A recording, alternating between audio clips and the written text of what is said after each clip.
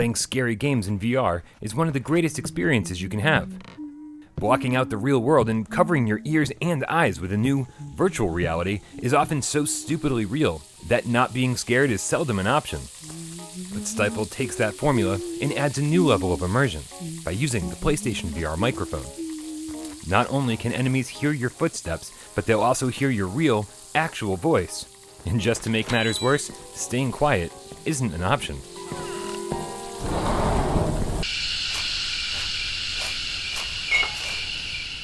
Playing as a blind man with a very precise echolocation ability, you'll need to make sounds to get a feel for your surroundings.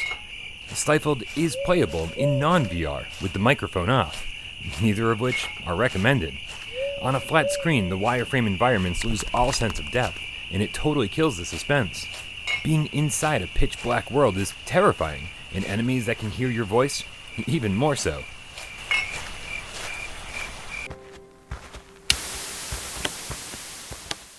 Stifled consists of two very different parts. The Gone Home-inspired walking sim, filled with documents to read, useless items to examine, and a backstory to slowly unravel and piece together. The story is mildly intriguing, and your enjoyment of it will 100% be determined by your patience to explore the world and read everything available. Oh, and the other part of this game? Well, that's a black and white world filled with monsters that are trying to kill you. Here you'll be crouching, moving slowly and quietly, and throwing rocks to distract enemies. It can get extremely tense, especially at first, and it's something I've never experienced in a game before.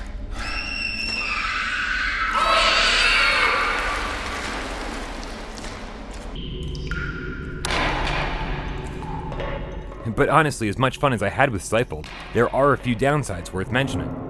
The echolocation mechanic gets a little old by the end of the second hour. Stealthily avoiding enemies doesn't take a ton of skill, or even more than a few reckless tries. And because of this, the scare factor wears off sooner rather than later. $20 gets you about 2 to 3 hours of gameplay depending on your speed. And finally, the graphics and sound are about as average as they come. Although to be fair, the monsters do make some terrifying noises.